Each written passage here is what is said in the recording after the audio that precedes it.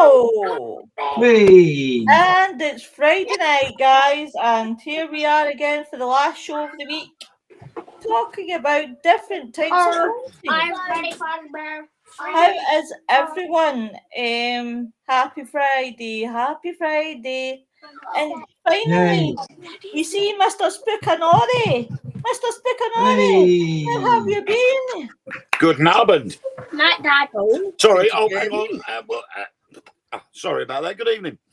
Sorry, I had my translation fishing.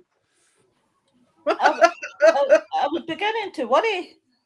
You had went off and left me. No, I've just been very busy. I've just been very, very busy. Parents came over from Corfu to visit. Oh, how did that go? It went better than I expected. There's still loads of moans and groans, but it was all right. And we had another Christmas day. Well, I say another Christmas day, our first Christmas day. So you're going to have 2 birthdays this year. You have 2 Christmases as well. Yeah. We had to because my oldest son Ethan, he asked if they were coming over for Christmas, but there are no direct flights from Corfu to England. No. And the only way they can get to here is by going to Athens first, then sit around for 5 hours, and then fly back to here. That's crackers, that, isn't it? So it worked out to be something like a 10 or 11 hour flight or journey. And my mum can't do that. So they said, right, well, what we do then is we'll catch a flight direct back to the UK from Corfu, and then we'll catch the last plane that goes back to Corfu on the 18th of November. So they literally got on the very last plane that will fly out of Corfu to come back to England direct. And that was it. So that's a really long way for coming, really, for Greece. it is. I mean, it's Athens is about 3.5, 4 hour flight. Ouch. But from Corfu to Athens, I think it's only about an hour. But it's the layover time in between. Yeah. So the next available flight for them would have been 5 hours after they landed from Corfu. So they'd have had to sit around in the airport for 5 hours waiting for a plane. And then they've got a longer flight, obviously, to come back here, where it's only 3 to 3.5 hours direct. Yeah, I know, I get that, definitely. So, and it's better than what they used to do because they used to drive. Really? The last time they came over, well, when they came over at Easter, they drove here. Oh my God. And that literally meant catching a ferry from Corfu town. The ferry then went all the way up to sort of northern Italy. Then they drove through Italy, through the Alps into France, and then straight through France to the tunnel, and then up. That's one hell of a journey. That is They do it in 3 days. They take their time. That's good. Yeah. They used to bring the dog with them, so they used to stop at pet friendly hotels and stop on the way, take their time. Oh, Mr. Manley! Every now and then they'd take a different route. Yeah. So they've been and gone through Germany and Austria and gone round that way. They've gone through Albania and the mainland route. So they've just caught the ferry from Corfu to mainland Greece and then driven up through Albania and then through the top. But obviously it's a lot quicker, and now they're getting older. They've said, that's it, we'll fly now. Yeah, no wonder. So tonight, guys, we are talking about all different kinds of hauntings. I picked this one because I think so many people get so confused by what kind of hauntings that they get. Hi, Mark. Hi, I don't know Mark. how many. Bonjour. Mark. Hola. I may as well. Good night, mate. Pnauta. It's like can you hear us? See if he puts another hi in that chat. Hi, Hi, Nori. Nori. Hi, Noreen, baby. I thought for a minute you were Mark there. I was going to say in a different language. I do think a lot of people do get confused with different hauntings. Oh dear, who was that? Was everything all right? Oh, he lost his phone. All He's right, got I the phone thought now. somebody was actually being sick there. No. I was like, oh, I'm about to have a heart attack there. Like, obviously, you get all different types. Like, I've experienced like I've got to look at away for Lynn when I say this, right? Because I've made the same mistake as Lynn. I think it was Lynn. Lynn, was it you that said it was a resident haunting? No, it was Mary. Mary was so nervous when she spoke to Brian J. Kano. She said it was a resident haunting instead of Residual. residual haunting.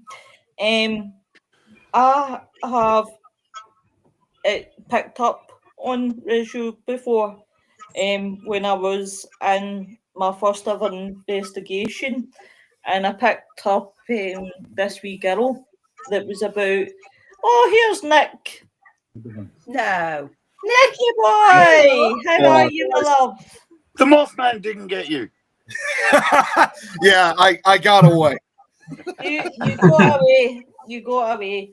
So in my first ever investigation, I picked up this one, and it was a wee girl, Oh, give me a second. say about 5, 6-year-old, with long brown hair, and I didn't realise that I had picked her up as residue haunting, and I asked what it was, and I got told it was an imprint of past emotions or events that Yeah. repeats in a non-interactive loop, like a broken record. So it's almost like, just going over repetitive, basically. Yeah. The residual haunting can also be classed as stone tape theory. Yeah, Yeah. the face don't take there, yeah.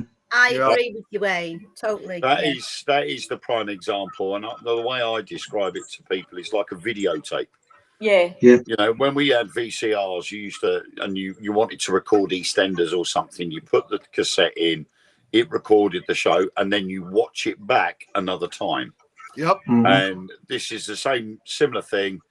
The energy has picked up an incident or an emotion or something that's happened that's been sort of heightened by the amount of energy in the area at the time, and then it's just played it back at another time. Yeah, that's when the energy is built up again. Yeah. So, although they are identical, Both of them are the same thing. It's just a different meaning and a different way of announcing it. Rather than you're right. You're residual. right. We've got one of them. Well, I've seen a few of them, but we've got a good example where I live in North Wales. So we've got this old Tudor. No, it's not Tudor. It's Jacobean mansion called Plasteg, and when that was built in 1662. So it went to the Trevor family owned that. In fact, they had Judge Jeffreys that used to go. He was related to them actually, and he used to do some court rulings there. Hang a few people in one of the rooms, and dangle them into the cellar. Then they put them onto these slabs, and the family had a week to pick them up. If they didn't pick them up, they used to get buried out in the ground, just throw them out in the ground in a hole. Yeah. So one of the Trevors down the lines, his daughter got very friendly with one of the local farm hands, and she was told by her father not to go near him because he was out of her class. She couldn't go near him. So she used to meet up secretly, and then he banned her altogether. So they decided, it's a bit like Romeo and Juliet in a way, right? So it's like it was all farmland with just little tracks everywhere. So at the bottom now, there's a main road. So it's the main road from Mould up through to Wrexham, that area. So what happened was they plotted and planned to run away together. So she was supposed to meet him the next day under their tree where they used to do the courting in one of his parents' fields. And the father found out, but she stole a load of jewels and that so she could have money to be able to live with this boyfriend. And she hid it in the grounds because she was going to go back and get it. But he found out and he threw her down the well. The well's still there, right? You wouldn't know it was a well, but it's there. And she died. They never found the jewels that we know of, so that's still there. But the boyfriend waited under this tree, and he was so upset when he found out that she died, he hung himself. So every now and again, bus drivers, cars, people going up and down that road see a woman in white running across the road, and the bus drivers and people have actually hit her, or they think they have. They've stopped, they've checked under the cars, the buses. I know some people it's happened to, bus drivers, and she's not anywhere to be seen. But it's a repeat. So it's like on rewind and repeat. It's like that's what you call a proper ghost. It's on like the stone tape theory. It's a repeat. Yes. And it's just going through some traumatic thing that happened, and it's stuck there in that ether. But it only comes now and again. It's like you can get that with cars or anything, or you see the car going down, it smashes up. Lots of things like that happen. But I totally agree with you, Wayne. That is absolutely spot on. Yeah, this is like one of those classic, like the way I told that story. It's one of the classic examples of like involving a forbidden love affair, and also the ghost story associated with it. That's almost as another example of the so-called, I mean, not necessarily, but kind of like the so-called vanishing hitchhiker stories where they always appear again and again. Mm-hmm. Yeah. It's the same as murder victims. Same as murder victims appearing at scenes over and over again. It's the same as that. You get them also in battlefields. Well, yeah, because of the amount of energy in association with what's going on in the area at the time. There's a lot of emotion, and the energy would be pretty high. Yeah, and that's and again and that's where the big difference is between an intelligent haunting and a residual haunting. Because you can try to interact with a residual haunting, you'll get nowhere. No. Yeah. It will be almost as if you're not there, and that's where the playback comes in. Yeah. Because it doesn't recognize you, it doesn't look at you, it doesn't respond to your questions, but you can see or hear it. It's like basically you're seeing it's not even almost like an actual entity. In a way, it's like just briefly, we're seeing a video of the past, how it all kind of reenacted. We're seeing exactly like a time break, almost like we're seeing something that actually occurred. And it's like you said, Wayne, it's like on a tape. It's like someone hit rewind on it several times and played it again. And it's a video history, isn't it? And also, when you look at it, is when you watch these programs about real ghost hauntings and things like that, where people say, "Oh, they saw the spirit walk through the wall." Yeah. And we've got a prime one here in Colchester, being Britain's first city and Britain's oldest recorded town. We've got Colchester Castle, which is where Queen Boudica ransacked Colchester and literally just leveled the castle to the ground. She's amazing. But when you come forward through time, you get to the siege of Colchester, where you had the Cavaliers and Roundheads.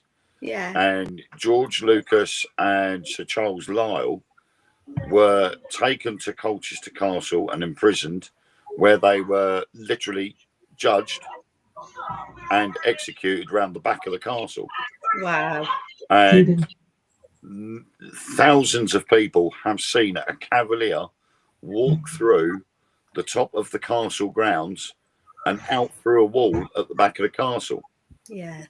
Which was originally a doorway where George Lucas and Charles Lyell were taken out of the castle, down to the back, and executed by firing squad.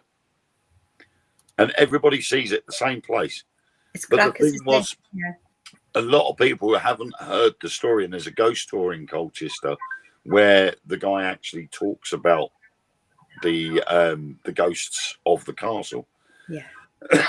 And there is a spot round the back of the castle where the two of them were executed, the grass stopped growing. Whoa. And over the years since, they tried to replace the grass. They put new turf in. They then eventually put seeds down. Still nothing would grow on the spot. So in the end, they put a path through it and put a monument to the pair of them on the spot where they died. That's amazing now. But they still see the cavalier walk through the castle, and that again is residual haunting, because no one can interact with it. It just totally ignores everybody. The curators are going, "Excuse me, what are you doing in here?" And it just totally blanks them and walks straight out the back of the wall. It's like that to me when I think about that actual just going through and just going through and just, it's almost like they walk straight through you, through a wall. It's like having an old-fashioned film playing on the wall, so all that light's going through and that action's going on and you're walking through that, but that's also going through you. It's like watching an old film being played out on the wall. You know, that's a great story, Wayne. Yeah, it really is. You know, I could think of one of, you know, something similar like that, so where I saw a full body apparition and down located at the Mineral Springs Hotel, located down in Alton, Illinois, which is regarded as, you know, one of the most haunted small towns in America, and indeed it is, no doubt. It's a great town. If you guys ever come out over here and get the opportunity, you got to check out Alton. Like every corner of that town is haunted. But there was about 6 years ago, we did an investigation at the Mineral Springs Hotel. In spite of its name, it no longer operates as an actual hotel, but you can still get access and do investigations there. And we were actually up on the top floor of the hotel. We actually had Mike Ripsecker with us. He was running the event. He was doing a Haunted Road Media Con during that time. Now, I will say, yes, this can cause hallucination. It was freaking hot because it was the middle of June that we did this. There was no air conditioning in this place, so it was bad. But when everyone could see the same thing that I saw, that kind of makes you wonder, thinking, okay, I think we actually saw an actual apparition. But we were on the top floor. Flashlights were turned off. It's just like something told us to turn off the lights. So we did that, and we knew we saw the same entity, but we all saw it manifest in a different way. What I saw was first saw what looked like little shoes developing, and then it started like working its way up. I start seeing a skirt, and before you know it, I start seeing the shape of like what looks like a child's torso. And before you know it, all of us are seeing what appears to be the spirit of a little girl who she's got to be she only had to have been between the ages of 6 and 8 years old. But what was odd was, again, kind of like what you guys were just describing a minute or so ago, was, yes, in a way, this particular entity that we saw was interacting with us, but it still kind of had that old film kind of look to it. Like you could see that her clothes were obviously turn of the century. Looked like they were probably around the early 1900s or 1910s. But she just kind of had like that kind of black and white look to her. Almost, it really looked like we were watching something out of a silent movie. Like Yeah. it was, good and description. there was no sound. There was no sound associated with her either. So it was almost like as if someone just cut out a part of a silent movie from that era and copied and pasted it, like photoshopped it right in front of us. And now, like I said, I saw her manifest from the feet up, but my friend Tom McNicholas, who goes on a lot of these road trips, he described it manifesting from the face down. So that's probably the best example of where you kind of have almost like that film-like quality to some of these spirit, these visitations of ghosts, if you will. Now, no two encounters and sightings are the same, but it is something that is probably a primary example or a classic example of that, having kind of like that old film reel, if you will, to some of these entities. Yeah. I mean, look at the other ones that you can have. You can have intelligent hauntings as well. And, I think they're brilliant, intelligent hauntings. People don't like intelligent hauntings, though. You've got obviously moving objects, making sound, manifesting as full-bodied apparitions.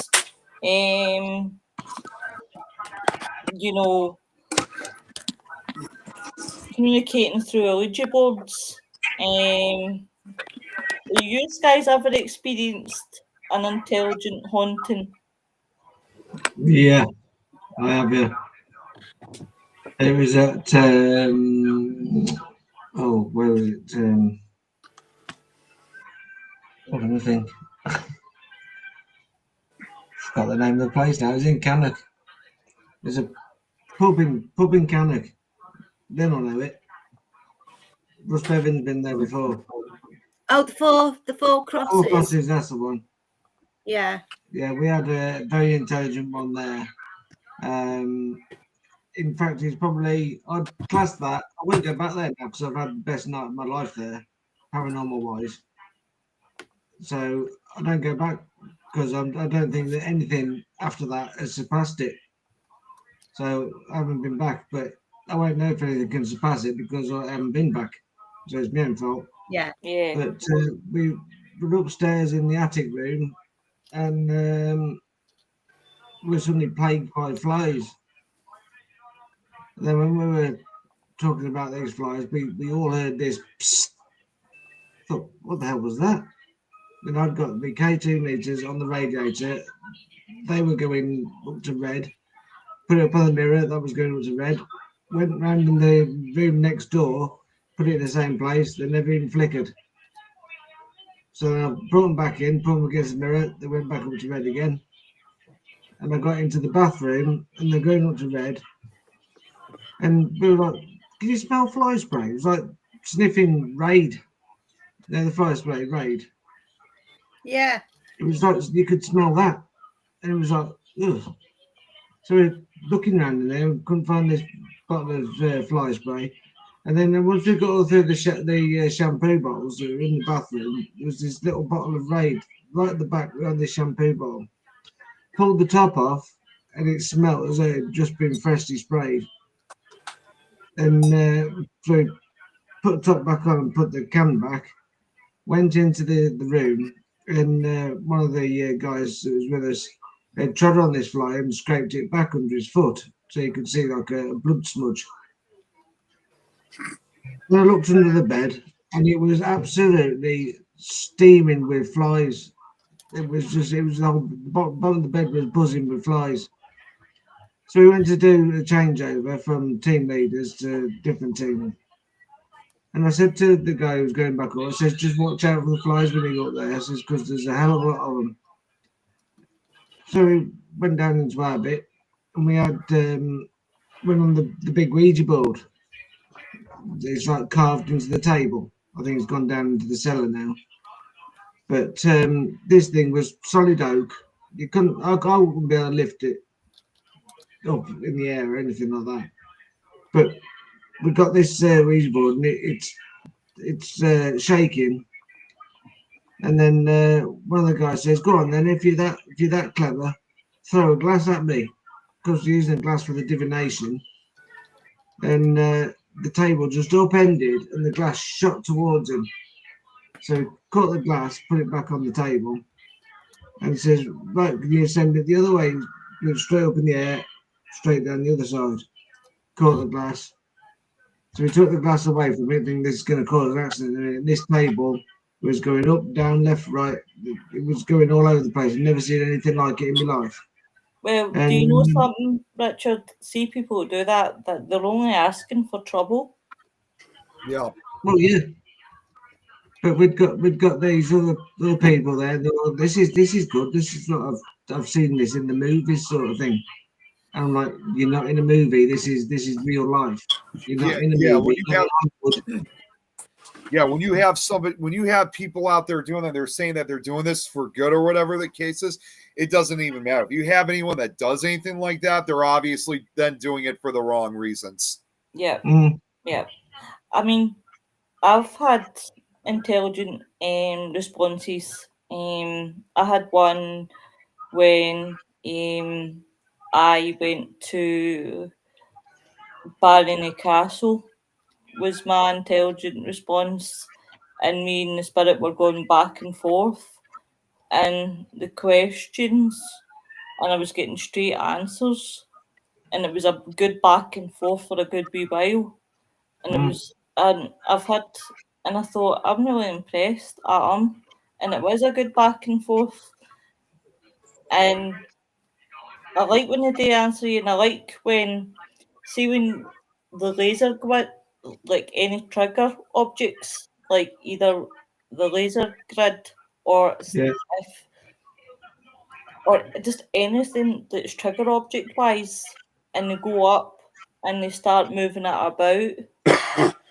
Even what I did with Rigger, when I worked with Rigger, me and Rigger were out on investigation, and we did the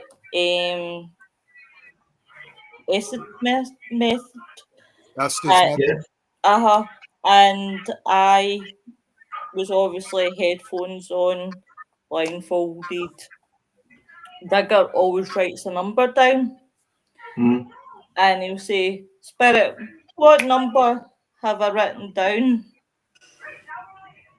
That night, I didn't say the number, but I did the sum that equaled the number on the bit of the paper. He'd wrote 16, and I had said 8 plus 4 plus 4. He says, "But you still got 16. He says, "Aye, but I wanted the number 16 to come out your mouth, not 8 plus 4 plus 4. I said, "But you still got 16. Yeah, but you got to think of it like this, right? You get, see, it makes me laugh because I love all this stuff, right? But when you get spirit, I've watched people on boards. I go on now and again, not very often, but I've watched people on boards, right? And they're coming out with all this stuff, and afterwards don't make any sense because the person is that far in the past they can't read or write. That's it, yeah. You're just getting stupid letters because they can't read or write, isn't it? Yeah. I mean, even Cal Cooper will say the Estes method. You can't rely on the Estes method as evidence, right? Because the majority of people use the SB7 or a spirit box, and the problem with that is it goes by radio frequencies. Yeah. So it will automatically scan through the FM frequency and pick up any local radio station. And shortly after, it was about a week after Cal had said this, that I was on an investigation and every word that came out was in a song title. And I went, he has just come out with a suggestion and this has proved it. Angels was said. Yeah. And I went, right, if it comes back round, when it comes back round again in the sweep on the SB7, what word will come out when it gets to such and such. So the guy that was leading the team was looking over the shoulder on the SB7, and it got to 96.1, which is a local wavelength. It's the local band, the radio station. And it was literally said instead. Yeah. Which is the last line of Robbie Williams's Angels. Yeah. Yeah. And I said, well, just prove the point here that the radio waves will play you radio stations. So unless you've got an exact knowledge of the location throughout the night, when you use the Estes method, it's not going to mean anything. And I said, if you're going to do the Estes method, use just plain white noise. Because then if anything does come through, you know it's not anything to do with a radio broadcast. Yeah. Because you're not on you're not within that wavelength. Right. Yeah, I learned a big lesson with that, Wayne, right, many years ago. You've made me laugh, I've honest to God. Many years ago. Many years ago, when I first started doing all this stuff and going out, I bought my first set of walkie-talkies, right? And I was in Stanley Palace in Chester. So I'd give these walkie-talkies out, and they all had that wave. And we're in the room, and this girl had it, and it come out. It come over, and it said, "On my way." She went, "Oh my God, it's on me!" It was the taxis. And there's a lesson to be learnt there. Put earphones onto the walkie-talkies. Yeah. Because that's what we do. We've got 4 walkies that we use on our events. Yeah. And they're all connected with earphones so that nobody else can hear it go off. Yeah. But it is funny when that happens. It is funny when that happens. We've had it so many times. I'm with you on that, Wayne. I have to be honest, I have walkie-talkies myself, but it's a much larger number. I'm not even joking. I have literally I haven't even used them really for quite a long time, but it was probably about 10 to a dozen walkie-talkies. Why the hell do you need 10 to a dozen walkie-talkies? Well, I got them several years ago on a really good deal on Amazon. So I didn't know if our group would eventually at that time would have gotten bigger then. So I'm thinking, hey, you can never be too sure. It better be safe than sorry than to have a whole bunch of them. But yeah, I started off with 4. Yeah. And we did an event, and 3 of them disappeared. So I went, I'll have to go and buy some more. They're fairly cheap on Amazon. So I brought another 4, and about 2 weeks later, I found the missing 3. Yeah. So I ended up with 8. Yeah. See, what did I tell you? Do you know what? What we used to do when we first got these years ago, and we never had very good phones then. The phones were rubbish, And when we went out anywhere on a ghost hunt, we all went on in the cars. So we all kept in contact with each other using the walkie-talkies with the cars in the back and the cars in the front. Oh, for God's sake. Yeah, I'm just going past it now. Do you know what? I would take Nick's walkie-talkies to the Waverley Sanatorium because that would be enough. That would be enough to investigate. For such a large location, absolutely. Yep, that would be ideal for the Waverley Sanatorium, definitely. I have thought actually of doing an event next year, which is not literally per se a serious investigation, it's just for fun. And I have thought about putting walkie-talkies in areas on the location, but people, like in a pipe or something, so that people can't see them. And then when people go in there to do the investigation, start talking through the walkie. I'm watching you. I can see you. See, that's a good thing about you, Ben, because you could do all different voices. So I can imagine you pulling all that off. Well, I do try sometimes. Yeah, I can imagine you doing that voice saying, don't be stealing my pumpkins. Keep away from my pumpkins. Oh, that would be hilarious. Hysterical. But I mean, all the equipment and stuff, and like you say, with like the video cameras and everything else, they're all great. But when you've got an intelligent haunting, you know, I think a lot of the time it's that personal experience that provides more. Because when you look at it, you think to yourself, well, I really love the paranormal. I really love to experience something. And regardless of whether you're with a group of 30 people or you're out on your own, even if something does happen, that sort of sets the adrenaline off. Regardless of who's with you, you're like, oh my God, I just experienced that. You don't worry about the other 25 people that have seen it. You have seen it, and that's what you strive to get. Yeah. And just then like all what of I a said sudden, about bang. Just like what I said about the little girl that we saw. Others have to see it.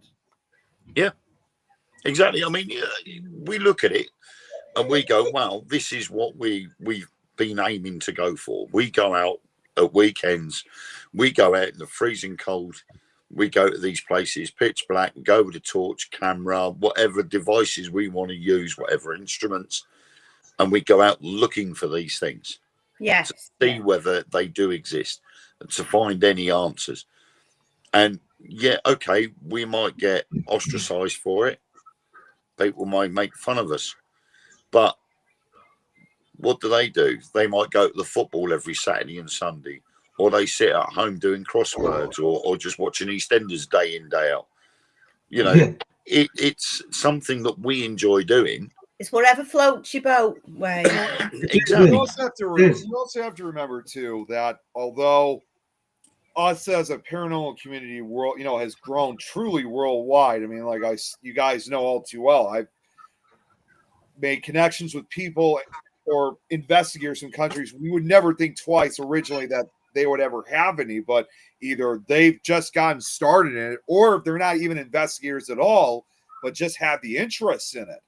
That just goes to show how far we've grown. And you guys know all this. You guys also know this too well. I also have, again, probably what I would consider the closest to like a true paranormal memorial for all of our investigators who have passed, not only just recently, like throughout this year, but over the last 250 years. Because, like, I don't even know if I've even gotten that far yet. I'm still constantly searching to see really how far we go back. And as I probably explained before, the earliest investigator person that I found that I would probably say would be almost like a paranormal ancestor, if you will, although he was obviously a spiritualist, was, I forgot his name, but he was from Sweden. And his life, when he was doing this, that goes all the way back to the mid 1700s.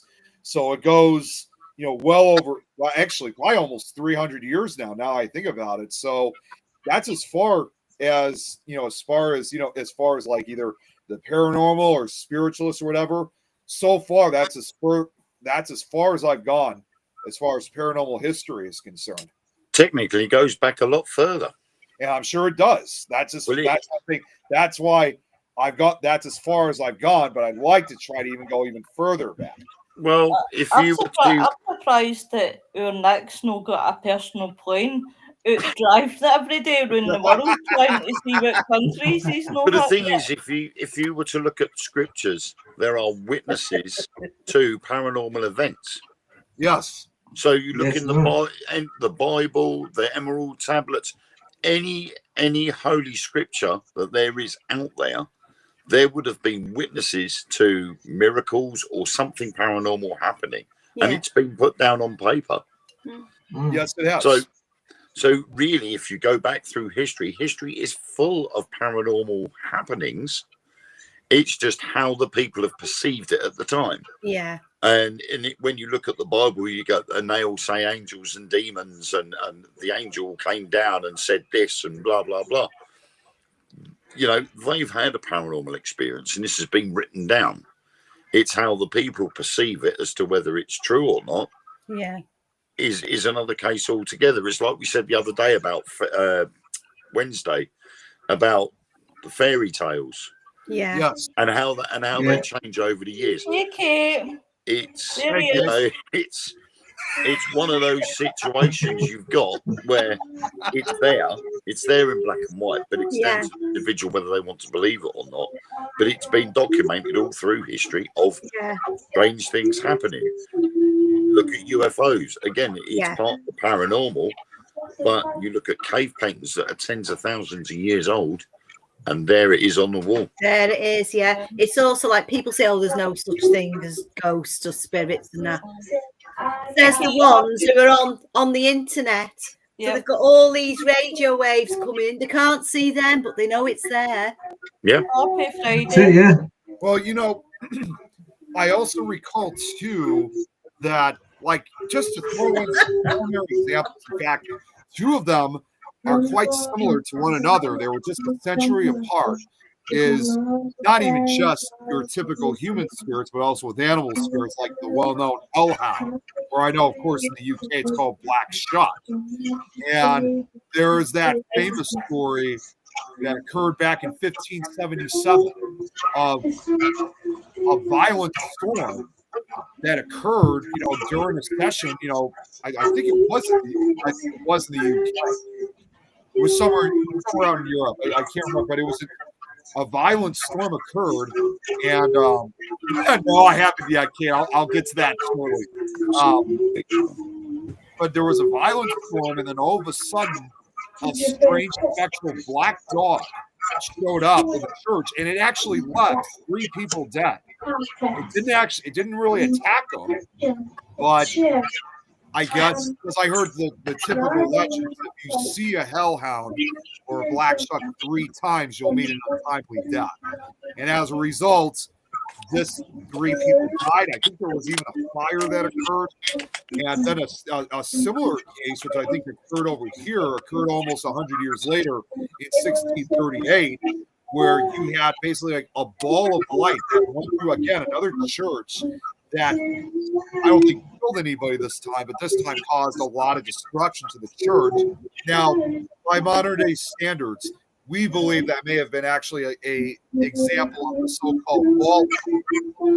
But at that time, especially, people truly thought it was actually a visit from the devil himself, paying a visit and trying to cause chaos within the church community. So that goes to show, like you said, Wayne, about, you know, some ways, yes, this other one could have been classified as ball lightning, but it was to some varying degree paranormal experiences for both those years apart.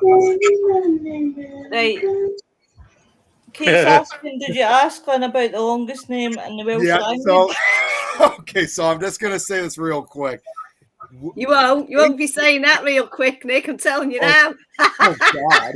Well, Kate sent it to us. We did Supernatural Talk last night, and Kate sent us a link, and there's even a song about that name. And I'm thinking to myself, I'm gonna have to bring that up to Lynn, because since she lives in Wales, I'm sure she knows that word all too well.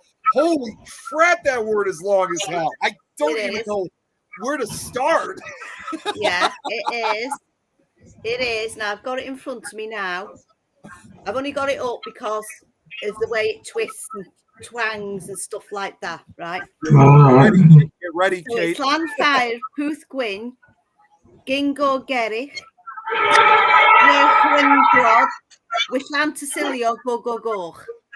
Oh my gosh. Yeah. Something about a white What does that mean? Somewhere. What does that mean? The grass is green. Yep, that's what Kate. Yeah, there you go. Kate, that's the one. There you go, Kate. I'll tell you what it means. It means the Church of St. Mary in the hollow of the White Hazel near the Rapid Whirlpool, and the Church of St. Tacilio near the Red Cave. And that's the name of the little silly. Mic drop. She's a And plot. that is the longest place name in Europe. Yeah. Yeah, that's what I found out. It's the It's longest. great. Yeah, it's great. You do not want to try and pronounce the longest place name in the world. Oh, boy. What is it? Exactly. Come on. Exactly. guys. Talma. Jesus. Talma Torka Haka Tangi Hanga Kawasoa Tamati Ata Yuri Yipikaka Kipi Kiki Moanga Horono Yuka Pukai Way Noatana Natahu. Yeah. Well, that's easy for you Yeah. to say, Wayne, I isn't it? went there last week. I had a lovely curry. It was great. And that's a hill in New Zealand. It's 85 letters long. Wow. Holy shit. Oh my God. And it translates to the summit where Tamate, the man with the big knees, the climber of the mountains, the land swallow who travelled about playing his nose flute to his loved one. Oh, good days. This nose flute. What's a nose? This is a nose flute. No, it's where you stick the flute up your nose. You've got a snotty nose now. That's nice. So he climbed up the mountain with his big knees, playing his nose flute at the same time. I mean, I've heard of some strange things in New Zealand, but that just takes the piss. With his big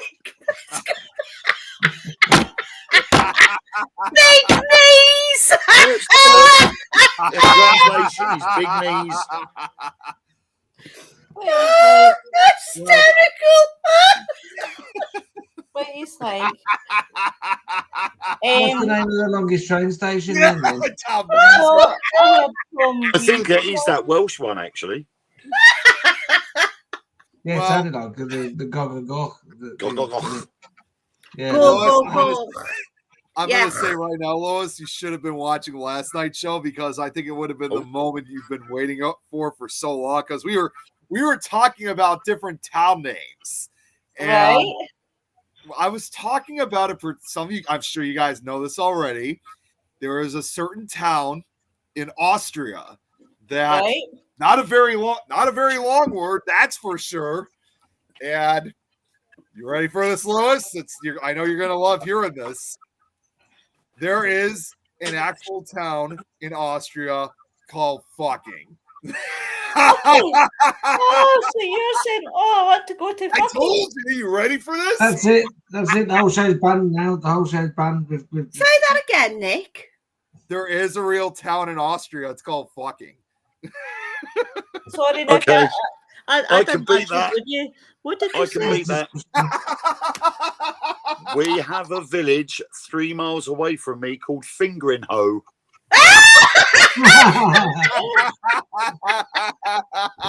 Sorry, Austria, you lose.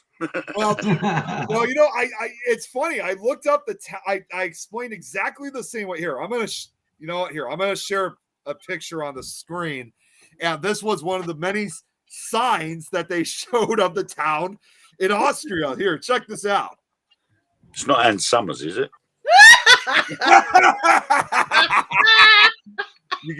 I got it on screen. Do you have? There you go.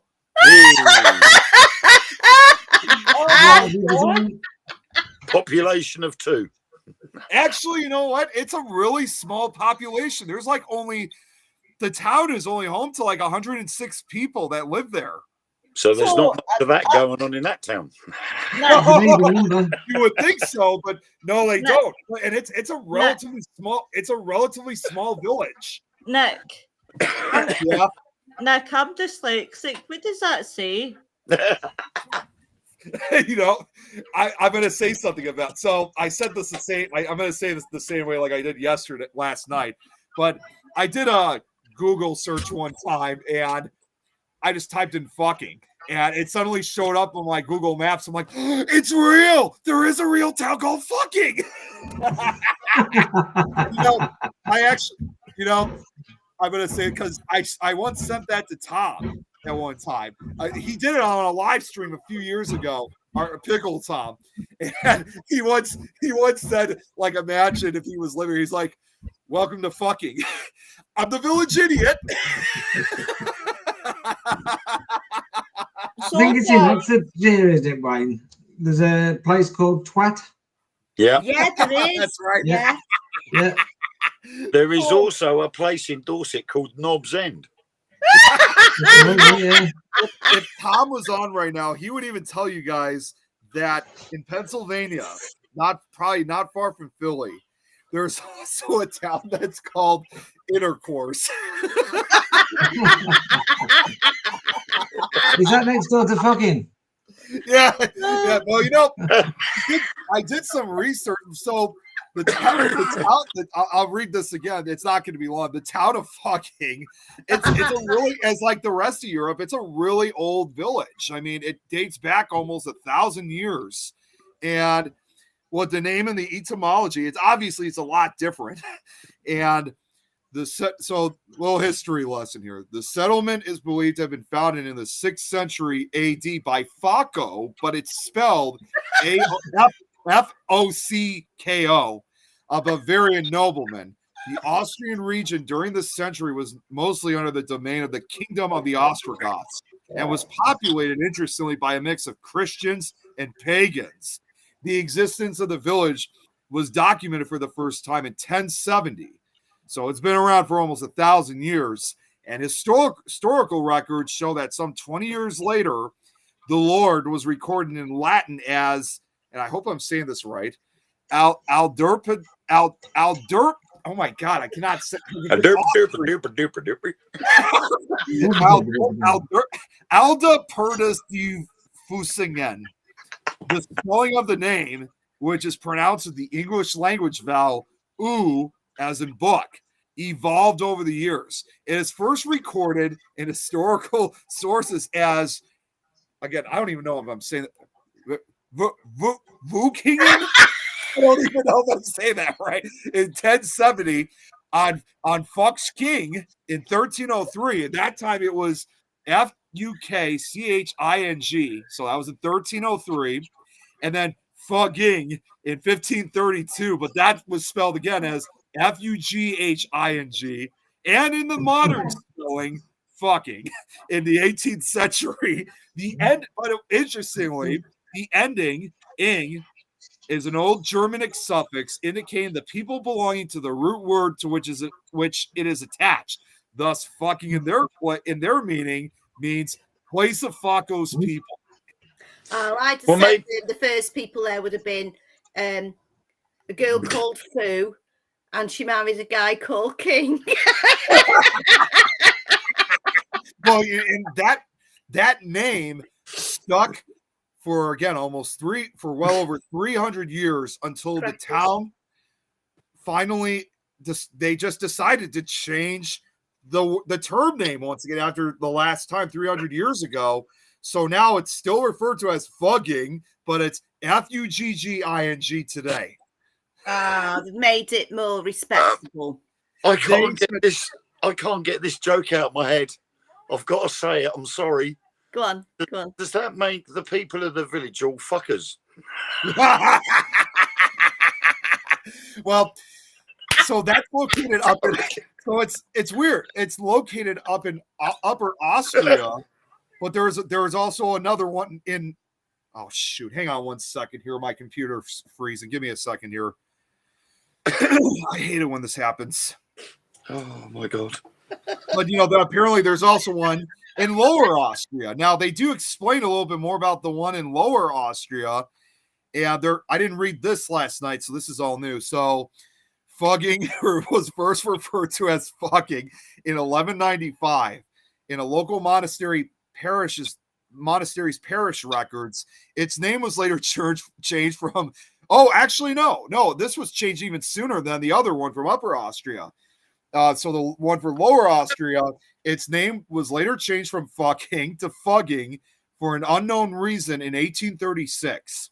While it is not known why the village's name was changed, it has been speculated by its current mayor that because fugging is closer to Vienna and the other village of fucking it would have likely had more English. Okay, yeah, it would have likely have more English-speaking visitors who might have raised questions regarding its name.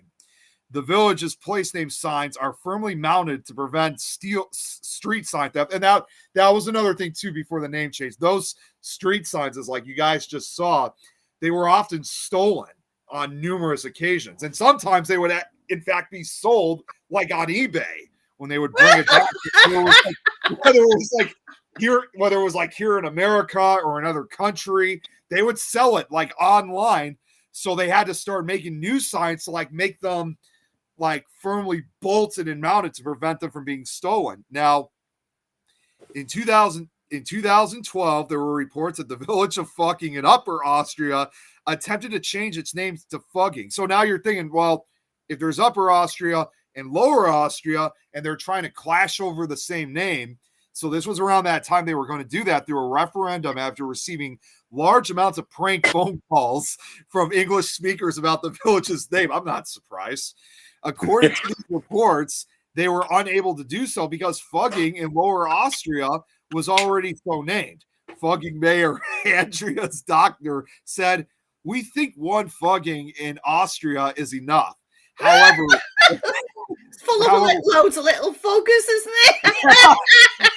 However, Franz Meindl, the mayor of Fucking, rejected the claim that his plan is that his town was planning on changing its name.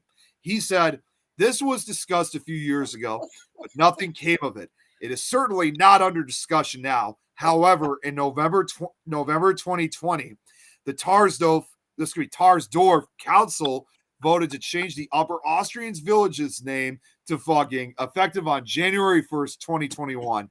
Both villages are derived from Focko, once again, a Bavarian noble from the 6th century. And it's an even smaller town. In that town in Lower Austria, there's only like 92 people that live there. And they have the only things they say that's a point of interest is that they have a village. Wait, what? Wait, what's going on? Wait, what happened? What am I missing? The only thing of interest that happened. Oh yeah, they say they have. Yeah, it has a village. It has a village church, interestingly, that was built in 1894, consecrated in 1896. It was later renovated in 1984 after the roof required repair work after damage from persistent hailstorms. Fugging also has a small volunteer fire department located within it. That's all they say about the town. What a way to give a great new type of education on a less known location. Yeah. I mean, I personally think it's down to the pronunciation. If you use an Austrian voice, it probably comes out Fugging. Yeah. Where's Arnold Schwarzenegger when we need him? He probably would know because he did teach us like know how to be a good neighbor. Yeah. It's paper, just like it's written on the paper. I wonder if he's ever had a haunting. Wait, I bet he has. Oh, that's Arnold something for you to get on to, Nick. Get hold of Arnie and ask him if he's ever been. He's probably had a T-1000 and a Predator haunting. Right. Right, guys, I'm going to roll up tonight because I've got kiddos, so I've got mum duty of miniature size. Okay. I've got just one question to ask, Lois, just before we end, because I want to have this recorded. Are you finally satisfied that I said what you wanted me to say? Oh, whoa. You said fucking it's a place. That doesn't count. Well, you know, when I was talking about that on Supernatural Talk last night, some viewers were like, it was kind of the opposite, like, oh my God, my ears, I can't believe Nick said that. But then I said it in my defense, to be fair, this is the name, this is a town name. Yeah. Oh, no. That doesn't count, Nicky boy, because that's a name of a place. See, I want you to say, see that fucking Tom? That's the sort of fucking, not just I mean, in Supernatural Talk last night, we were talking about this place called Fucking. That's like Oh my god. a place called Fucking. That don't count, son. Well, guess I was right. Oh Just boy. don't say see you next Tuesday. Yep. Guys, Or Thursday. I won't No, be on next Thursday. Thursday because next Thursday is Thanksgiving over here. Oh, already? That's gone quick, hasn't it? That's it. And obviously, if you guys want to do a show, go right ahead. It's just that I won't be available myself because of the holiday. Well, Friday, Mr. Spookinori, pick a subject. What, who, what, where, when, why, how? Next Friday. Yes, Yeah. pick a subject. I didn't realise we were doing subjects for Friday. Well, we are now. I've got a classic. Accidents at work. Accidents at work. So when I say accidents at work, I say people doing silly things to themselves when they're out investigating. So like falling down steps. Oh, I've been through there. Making a balls up. I got a funny, if I'm able to join on Friday, I got a hilarious video to I just got to ask real quick. You guys know who David Childers is, right? You guys know who he is? Yeah. Okay, he's got 2 hilarious videos. One I was trying to search for Mary and Shane. I couldn't find, but then I found another one. And yeah, technically the person in this video did get hurt, but now that a few years have passed by, it's kind of a hilarious video to watch it. Hey, you know what they say? It's only funny if everyone lives. That is true. So you heard it here first, guys. Next week, we are talking paranormal accidents. So, guys, have a good weekend. Stay safe. And definitely catch us up next week.